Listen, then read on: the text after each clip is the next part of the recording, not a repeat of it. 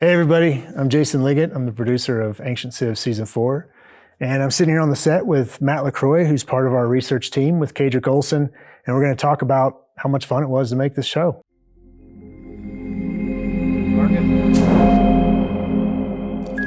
Hey guys, Matthew LaCroix here. I'm sitting down here with Jason Liggett, the producer of Ancient Civilization Season 4. And we're going to be sitting down to discuss the focus of where that season goes and look at some of the complexities of megalithic civilizations and the pre-diluvian, older than Younger Dryas period of history. I think the funnest or the best part about starting this season was the fact that it was all about this mythical time before the flood, right? And we all grew up hearing about these flood myths all over the world, but when you really get to start studying them is when I think this season was so fun, because we're so focused on before the flood. Like, what can we find that links all of this stuff all around the world to civilizations before these great events that we hear about all the time? I know that that's something you've always studied, but for me, my introduction to pre-diluvian is a little bit more new than you, and I am blown away at the connections that we were able to discover and really lay out through the season. Yeah, to me, it's the heart of what I really love and I focus on and I've written about for years, is looking at the differences of these specific civilizations that came at different time periods of history and how there's this telltale marker that's left behind to say, look, this is shared by civilizations from Peru and Bolivia to Egypt to Turkey to Japan, where we find this telltale signature left behind of shared knowledge, but such a high level of sophistication that in many cases, we can't even duplicate that today. And that's really one of the focuses that we really had with Ancient Civilizations Season 4, was looking at those civilizations that specifically came before, as you mentioned, the flood being universally thought of as this Younger Dryas catastrophes. When we look at ice core samples and geologic activity on the Earth, of these events or event that was so significant that it wiped out all of those civilizations and, as you said, became almost like this myth of these grand lost civilizations that once existed. Yeah, the way that you can really see, I've always been fascinated with the way that they break up the map, and that was one of the things I really wanted to add to this season was, once you really see the map as a massive mountain chain that goes all the way across the planet, and how it all connects down all the way to the South Pole, basically, you can really start to see the connections and how all of these cultures might have been influenced. And it was a really eye-opening experience for me, for sure, to make this season. Yeah, and it made me very proud to be able to work on a project like this. It's very dear to me to be able to look at this and to bring the evidence in a way where we can tell a story that's been lost, a story that seems to have echoed in the cultures around the world of describing something that once existed that most people don't even think is real. But really, when you look at the evidence in a tangible way, you can recreate that story and say, look, these telltale signs from around the world from these pre-diluvian megalithic civilizations, it's there and it's evident, and it's a very distinctive period that we can separate from the dynastic pharaohs and the later Akkadians and Babylonians, these different civilizations that came after others that really laid down this road of knowledge for them to follow that was greatly lost every time one of these catastrophes occurred. It wasn't that this linear model, like we're told, where civilizations have risen up to the greatest level they were over the last, several thousand years, but really we've lost significant amounts of knowledge and understanding and sophistication that they once had. So it's not about recreating like a primitive Neolithic age aspect of looking at civilizations, but really trying to look at something that's truly lost to history that baffles us today. Completely baffles us. And the sophistication of the way that they built these things to last. They built them to last through the end of the world. Did they know that all of this stuff was coming when they were building these? I mean, they left these amazing relics for not only us, but so many generations before us to discover and build upon.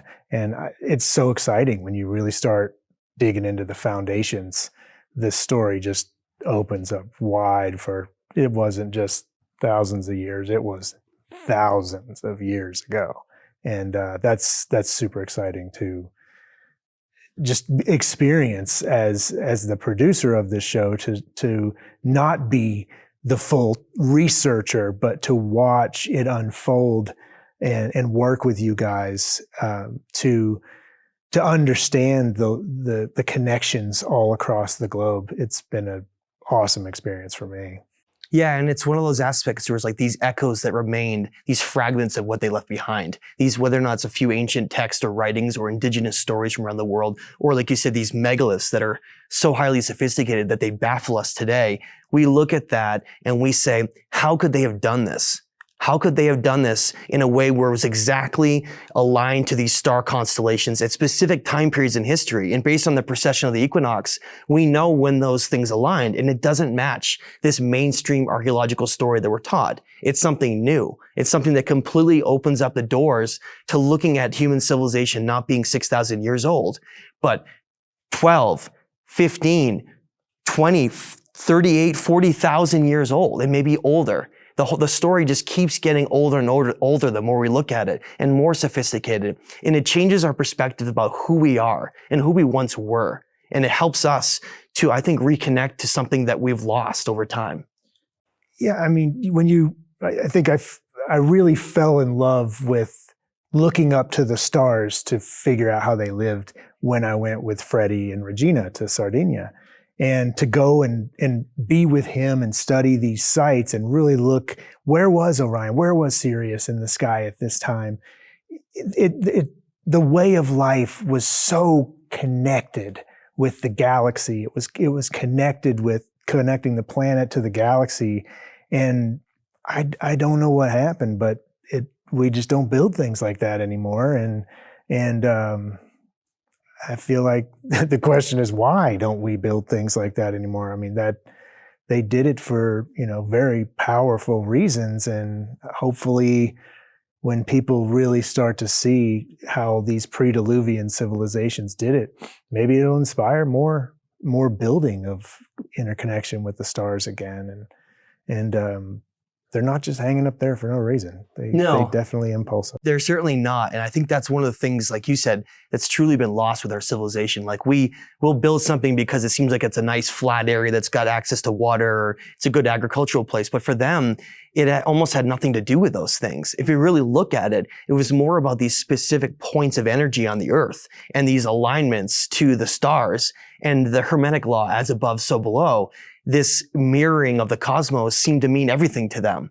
It was about this connection to the stars that we've completely lost today. Look at our world. We live in almost a completely polluted light pollution environment where people completely forget where they are, what this connection, what they once had with the stars, and how those civilizations really made it the heart of their focus. And what does that mean? What does that do for them? What does that do for consciousness and energy? What does that do to these structures when you align them to specific star constellations and all of these different aspects of the cosmos that we truly just have no comprehension of anymore?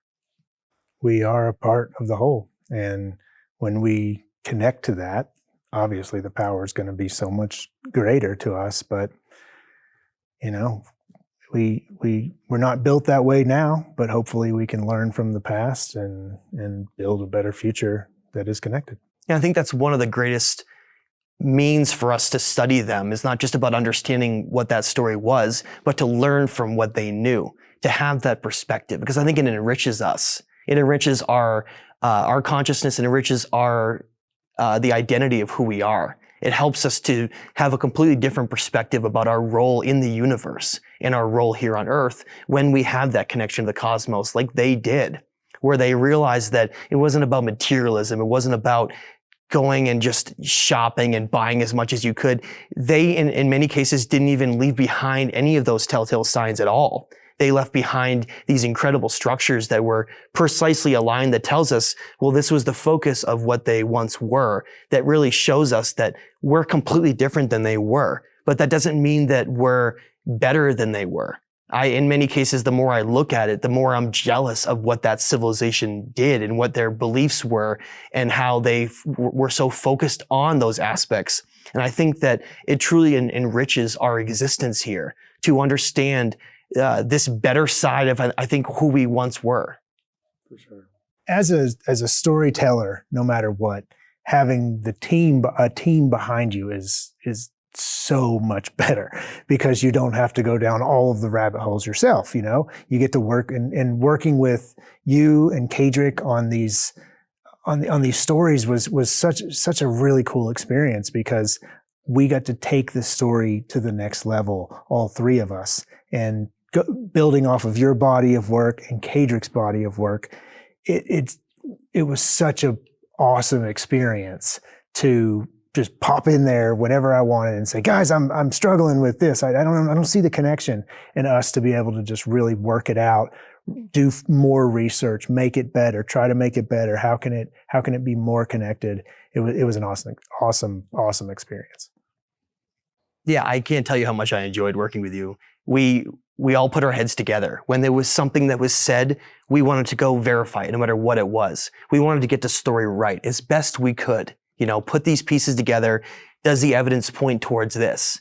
Are we sure that it's this direction? Let's do more research to make sure we're not going the wrong way, that isn't as based as we can on evidence, or as based as we can on what they left behind. So it was a real pleasure to work with you, because I enjoyed those walk-ins and those brainstorming meetings where we got together and we're like, well, this doesn't really make sense, or this is something we should add to really enrich this story based on, you know, what they left behind. So it was a really enjoyable experience. I loved being able to dig into these and try to figure out, like an example, like a site like Machu Picchu. You know, what is the story behind Machu Picchu? Is that the Inca? Or is that a later civilization that found the ruins of that and then built on top of them? That's how that story tends to unravel. It seems simplistic at first, but really the more you look into a specific site like that, you see that there's an entire story that spans more than 10, 12,000 years, rather than just the smaller time period like we're told. And it becomes this story that's much more enriched with this lore and this history and this evidence that's left behind that tells us, hey, our story is so much more complex, so much more ancient, so much more incredible than we've been told, that when you truly look at it and you look at the evidence behind it and you get to see like the graphics and all the story that you put together, it almost brings you back to that time. You get to live it over again, and it makes you a part of it.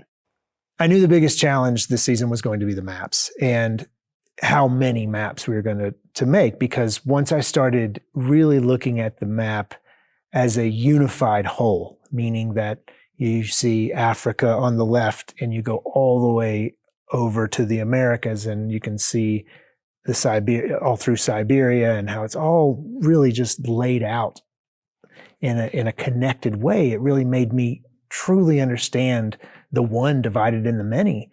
And then when we started pointing out different pre-diluvian civilizations in this season, where you try to connect the dots between Easter Island, South America, you can really start to see, wow, you can see how the influence would have spread to all over the planet, and like how they could all be connected. I think that was the biggest thing I was struggling with understanding before this season was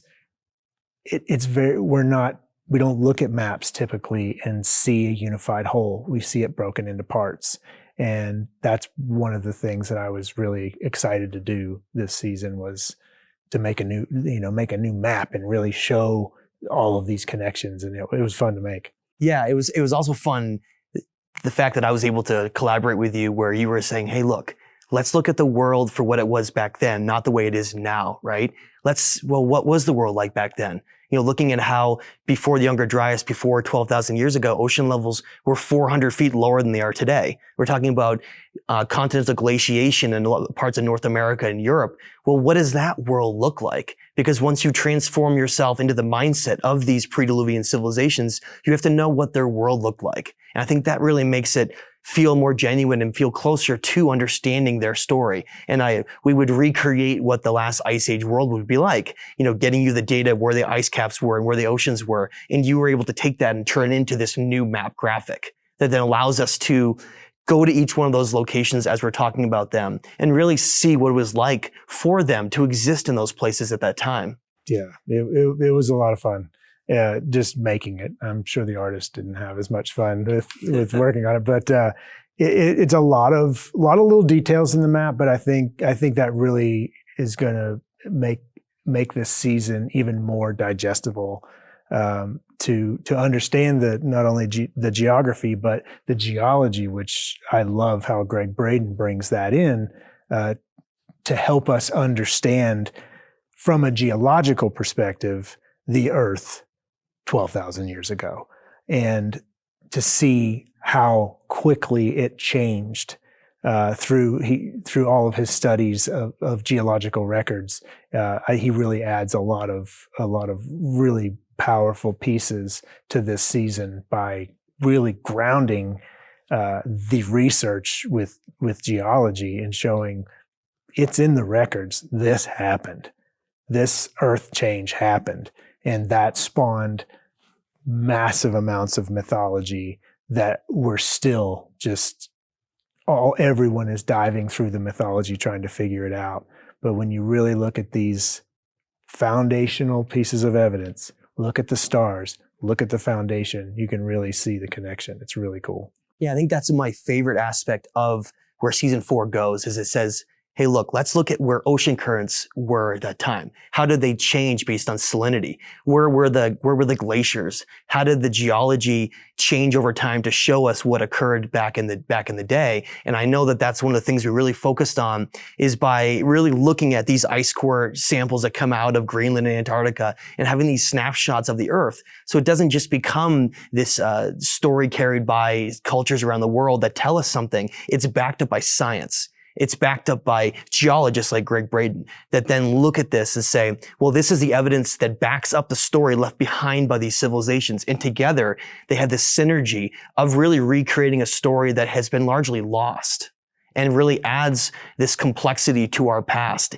and just takes the timeline that much further back than really we're taught or mainstream archaeologists want to admit.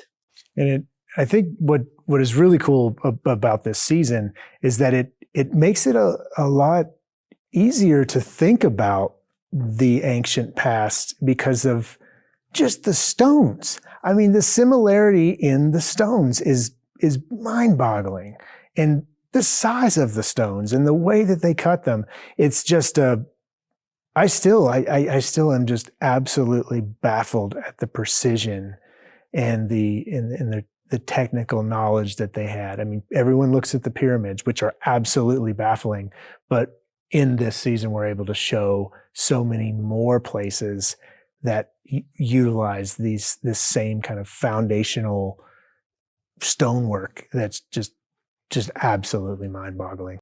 Yeah, and for me, that is one of the hearts and focuses of what I've studied, and that also baffles my mind as well, is, like you said, the pyramids are complex in their star alignments and their ratios of the Earth in their own way, but the megaliths themselves hold so many other secrets, right? You look at the comparisons. Let's take a place like Easter Island for an example. We're taught that the Rapa Nui were there during a certain time period, and yet we can look at the megaliths left behind in Ahu Vanapu, and we see a wall that has very specific, precise megalithic designs that are identical to nearby Peru, thousands of miles away. The problem is that we're told that those civilizations weren't connected at all, and we're from a different time period in history. So when we're able to look at the geology, the stone masonry behind these megaliths, and how sophisticated they are, they tell a story. They tell us where the influences once were, where they came from, and how those civilizations were once connected during a time period that we're told is from like a caveman almost time period, like this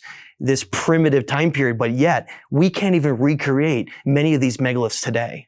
Yeah, I mean, maybe there was this period, or this primitive period, but before that primitive period, there was a massive amount of knowledge and building technology that is it's so fun to study.